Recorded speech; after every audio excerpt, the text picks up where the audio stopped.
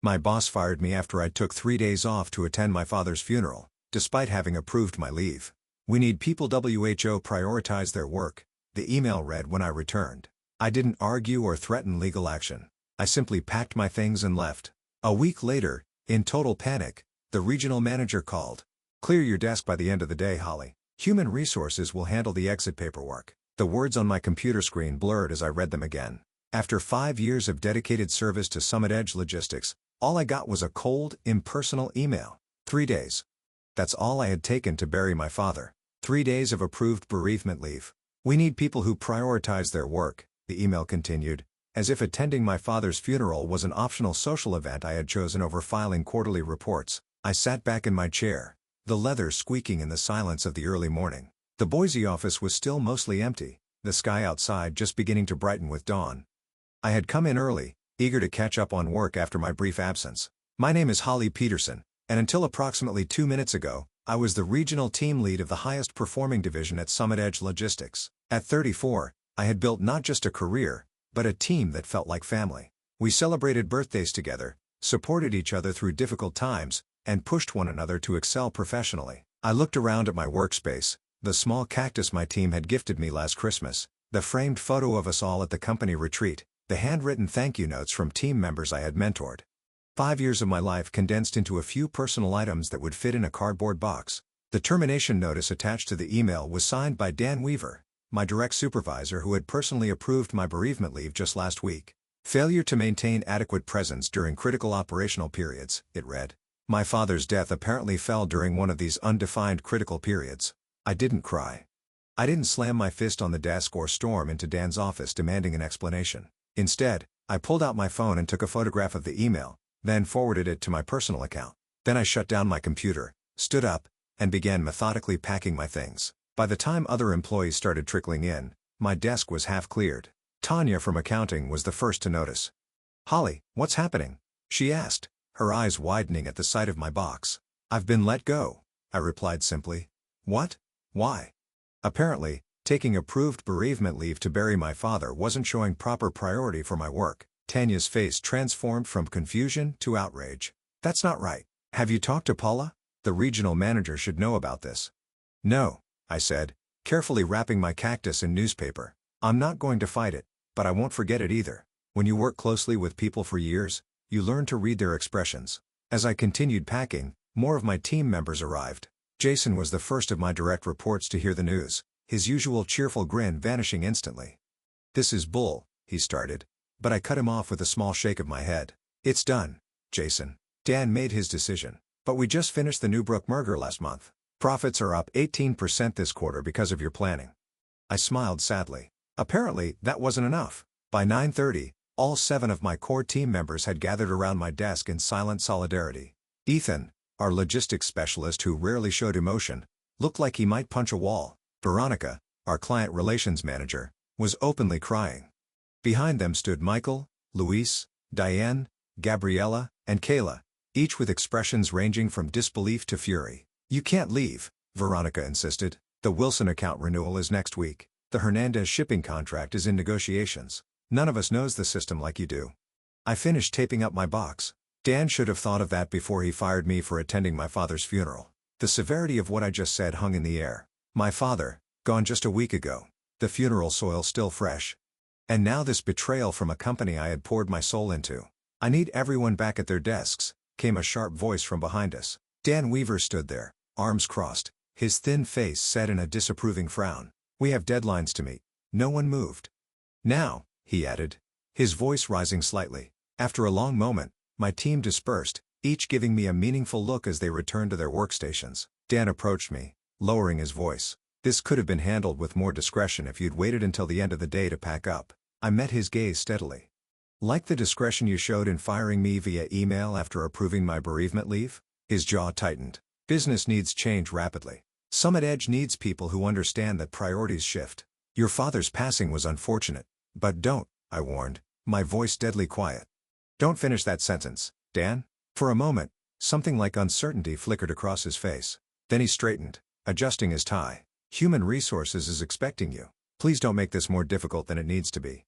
I picked up my box. "Don't worry, I won't make a scene. But remember this moment, Dan. You might find it important later. The Human Resources office was clinical. White walls, minimal decoration, and Barbara Kent's sympathetic but practiced expression. She was new to the company, having joined just 6 months ago, and I could see she was uncomfortable with the situation. "I'm sorry about this, Holly," she said, sliding separation papers across her desk. "And I'm very sorry about your father." "Thank you," I replied, scanning the documents. Standard severance, 2 weeks' pay, a non-disparagement clause, a reminder of my non-compete agreement, which prohibited me from working for direct competitors for 6 months. "Is there anything I should know about why this happened?" Barbara asked cautiously. "This seems abrupt." I debated how much to share, then decided on the truth. I pulled out my phone and showed her the email. 3 days of approved bereavement leave, and I'm fired for not prioritizing work. Barbara's professional demeanor slipped, her eyes widening. "This is the actual termination notice? Just an email? No performance improvement plan? No documented warnings? No nothing." She frowned, making a note on her legal pad. "I need to verify some things with the legal department. Would you excuse me for a moment?" While Barbara stepped out, I gazed through the window. From this floor, I could see the Boise River winding through the city. My father had loved fishing that river. He'd taught me patience there, standing in waders as the current rushed past our knees. "The river moves, Holly girl," he'd say, "but the rocks stay steady. Be like the rocks." Barbara returned 20 minutes later, her expression carefully neutral, but her tight smile told me everything. Nothing would change. "Unfortunately, Idaho is an at-will employment state," she began. "The company is within its rights to." "I understand," I interrupted, signing the documents without further argument. "Summit Edge can do whatever it wants, just like I can." She hesitated, then lowered her voice. "Off the record, this isn't right. If you wanted to pursue action, I don't," I said firmly. "But thank you." As I walked through the main office toward the exit, I felt eyes following me. My team watched silently, their faces somber. I gave them a small smile, my last act as their leader. Outside, the September air was surprisingly warm. I placed my box in the trunk of my car and sat in the driver's seat, allowing myself a moment to process everything. My phone chimed with a text message, then another and another. "Jason, this is wrong. What can we do? Veronica. Are you okay? Can we meet up later? Ethan?" Dan's a spineless jerk. The team is furious.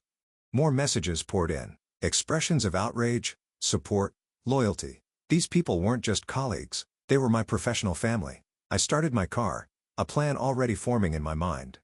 I wouldn't fight Summit Edge directly. I wouldn't sue, though I probably had grounds. No, I would be strategic, patient. Like my father taught me, the rocks stay steady while the river rushes past. My phone rang. It was Hank Fleming, the CEO of Vertex Transport Systems, Summit Edge's biggest competitor. We'd met at an industry conference last year and kept in touch. He'd been trying to recruit me for months. It was time to return his call. The Vertex Transport Systems office was everything Summit Edge wasn't. Open concept, collaborative workspaces, and large windows framing the Boise skyline. Hank Fleming, a burly man with a silver beard and keen eyes, welcomed me with a firm handshake. "I've been hoping you'd call," he said, guiding me to a conference room. Though, I admit, I didn't expect it would be under these circumstances. Word traveled fast in our industry.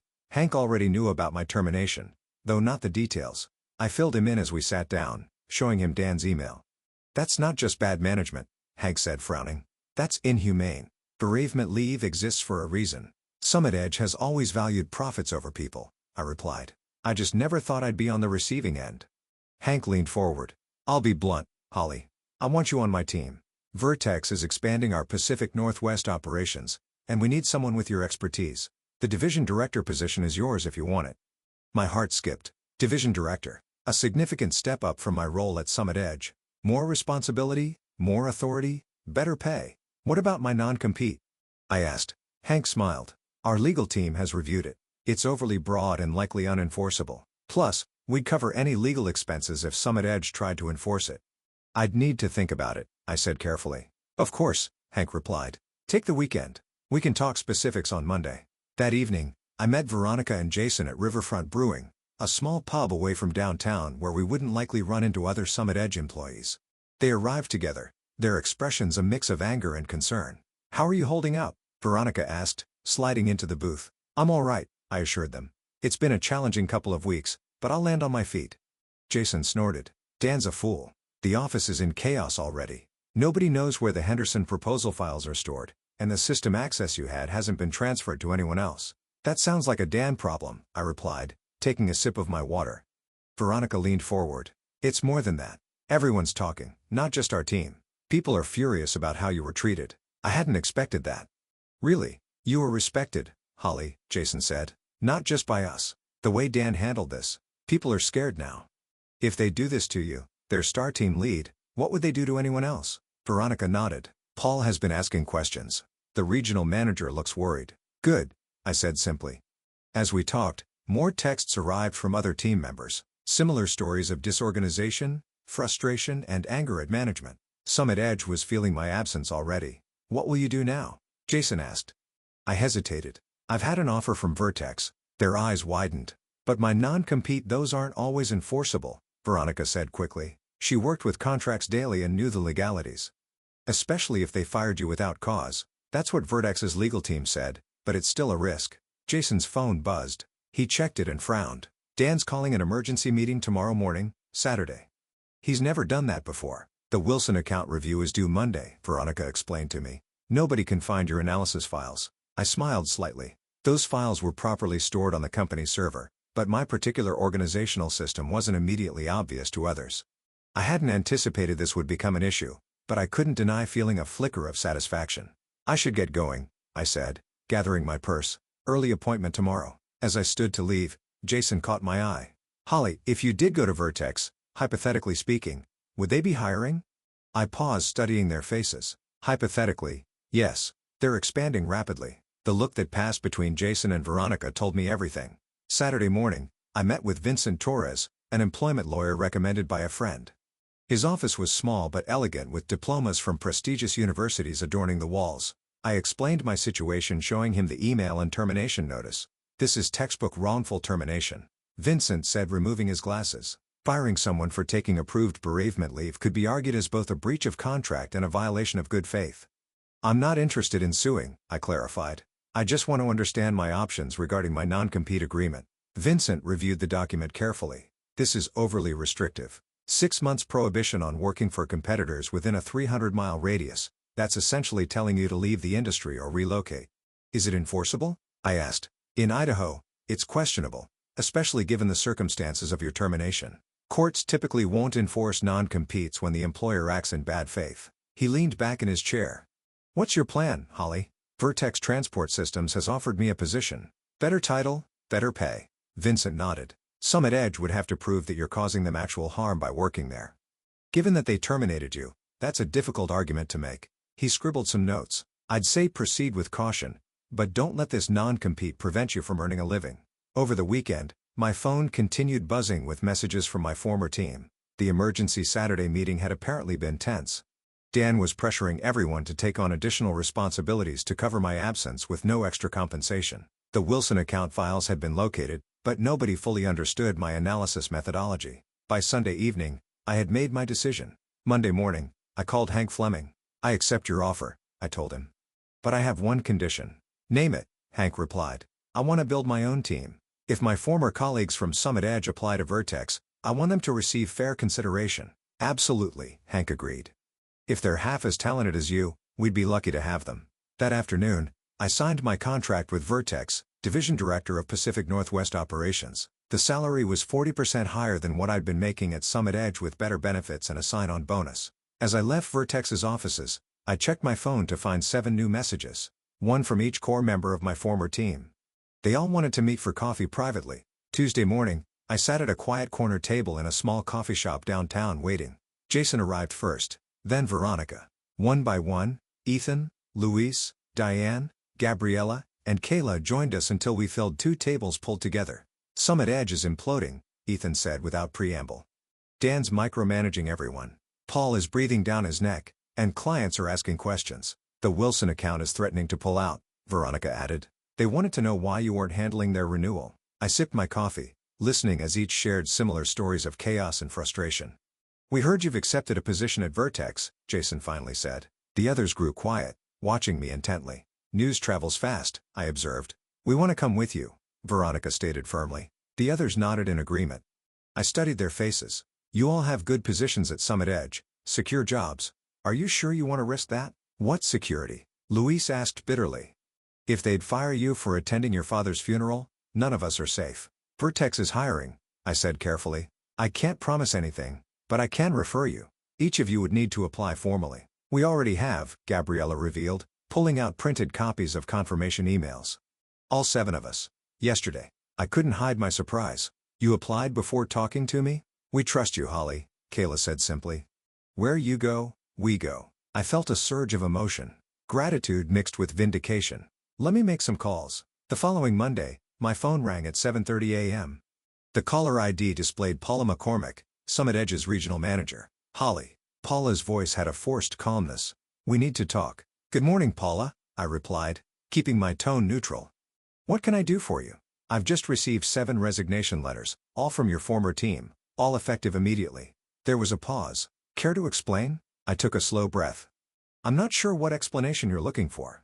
I don't work for Summit Edge anymore. They're all going to Vertex, where you just started as division director. Her voice hardened. This doesn't look coincidental. People make career choices for various reasons, Paula. Perhaps you should ask Dan why your top-performing team is leaving en masse. This is about your termination, isn't it? She sounded resigned now. I've reviewed the situation. Dan didn't consult me before letting you go. I would never have approved it. That's between you and Dan, I replied, though I'm curious why Summit Edge's regional manager wasn't involved in terminating a team lead. Paula sighed.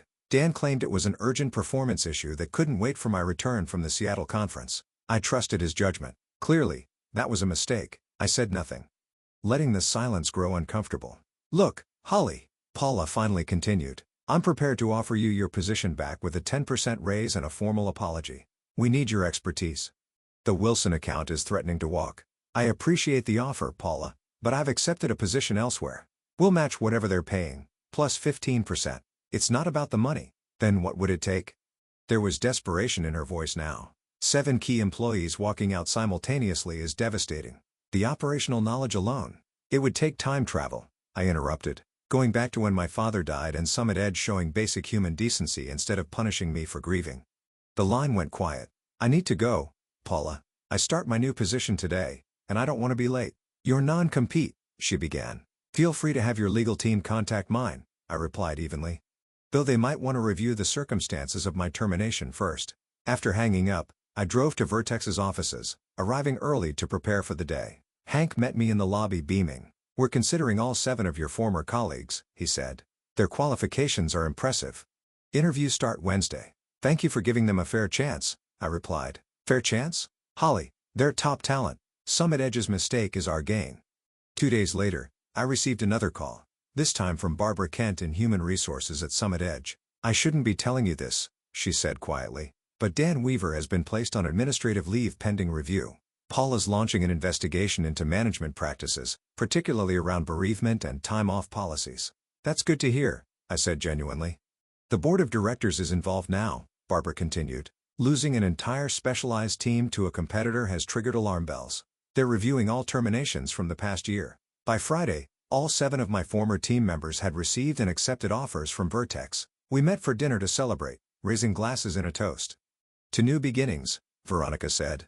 And to Holly, Jason added, who taught us what real leadership looks like. The following week, I received a formal letter from Summit Edge acknowledging my wrongful termination and offering a settlement to avoid litigation. I accepted it, not for the money, but for the official admission that they had been wrong. That same day, the Wilson account signed with Vertex, bringing their business to us after learning that their preferred team now worked under my direction. The river had moved, but we had remained steady like rocks, just as my father had taught me. 3 months later, I stood at the front of Vertex's largest conference room presenting our quarterly results to the executive team. The numbers spoke for themselves: 30% growth in our division, 4 major client acquisitions, 3 of them former Summit Edge accounts, and operational efficiency improvements that had reduced costs by 22%. Exceptional work, Holly, Hank said when I finished. You and your team have exceeded every projection. I smiled. My team deserves the credit. They've been remarkable. After the meeting, I returned to my office to find my 7 core team members waiting with a cake. What's this for? I asked. It's been exactly 3 months since we all jumped ship together, Jason explained. We're celebrating our Independence Day. I laughed. You're all ridiculous. But happy, Veronica added. Seriously, Holly, everyone's thriving here. It was true. Each team member had grown professionally in their new roles at Vertex. They had more autonomy, better resources, and were finally receiving recognition for their contributions. Most importantly, they were valued as people, not just productivity machines. My phone buzzed with a news alert. Summit Edge Logistics announces restructuring amid client exodus. I showed it to the group. I heard they lost the Hernandez contract last week, Ethan said, cutting cake slices. That's 20% of their Pacific Northwest revenue. Dan's gone, Luis added. Cleared out his office Friday. Paul is trying to save what's left, but I felt no pleasure in Summit Edge's struggles, only a sense of justice. The company wasn't failing because we had left. It was failing because its leadership had created a culture where employees were disposable, where attending a father's funeral was considered a lack of commitment. To Summit Edge, I raised my water glass. May they learn that a company is only as strong as how they treat their people. And to Holly, Gabriella added, who showed us we deserved better. 6 months after joining Vertex, I received an unexpected lunch invitation from Paula McCormack. She'd left Summit Edge and joined a management consulting firm specializing in organizational culture. We met at a quiet restaurant overlooking the Boise River. Paula looked different, more relaxed. The perpetual stress lines around her eyes softened. Thank you for meeting me, she began. I wanted to apologize properly for what happened. You weren't directly responsible, I reminded her. No, but I created the environment that made it possible. She sighed. After you and your team left, everything unraveled. The board brought in external consultants to evaluate what went wrong. The report wasn't flattering to any of us in leadership. I nodded, waiting for her to continue. Summit Edge is being acquired by Meridian Shipping, Paula revealed, at a fraction of its previous valuation. They're basically buying the client list and physical assets. The news didn't surprise me. Summit Edge had been hemorrhaging clients and talent for months. What about Dan? I asked. Still unemployed last I heard. His reputation in the industry, she trailed off. Let's just say your story has circulated widely. I hadn't spread the details of my termination, but I hadn't hidden them either. When asked why I'd left Summit Edge, I told the simple truth. I've learned a valuable lesson from all this, Paula continued. Now I'm helping other companies avoid the same mistakes. As we finished lunch, Paula asked the question I sensed had been on her mind all along. Was it worth it? Walking away quietly instead of fighting? I thought about my team at Vertex, thriving, motivated, and treated with respect. I thought about the clients who had followed us, who now received better service. I thought about my father who had taught me that sometimes the strongest response isn't the loudest. Yes, I replied simply. The results speak for themselves. 1 year after that fateful email that had changed the course of my career, Vertex named me Executive Vice President of Operations for the entire Northwest region.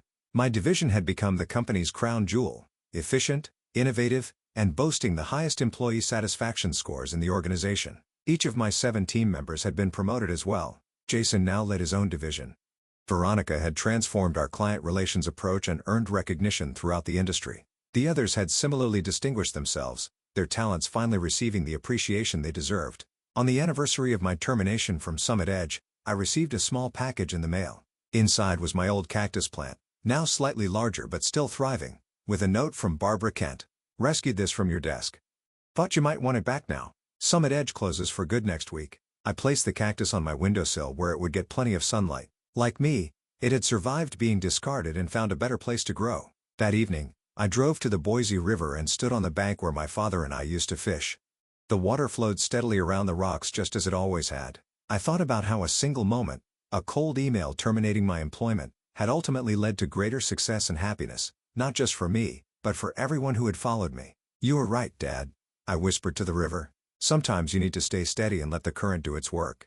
As I looked back on my journey from terminated team lead to executive vice president, I realized my revenge hadn't been in destroying Summit Edge. My revenge had been in building something better. A workplace where bereavement leave wasn't viewed as a lack of commitment, where people were valued beyond their productivity metrics, where leadership meant empowering others rather than controlling them. The greatest revenge wasn't in tearing down what had hurt me, but in creating something that made the old system obsolete. My father would have been proud of that. Looking toward the future, I felt nothing but gratitude for the path that had brought me here, even the painful parts. Sometimes the worst moments lead to the best outcomes if you remain as steady as the rocks while the river of change rushes past.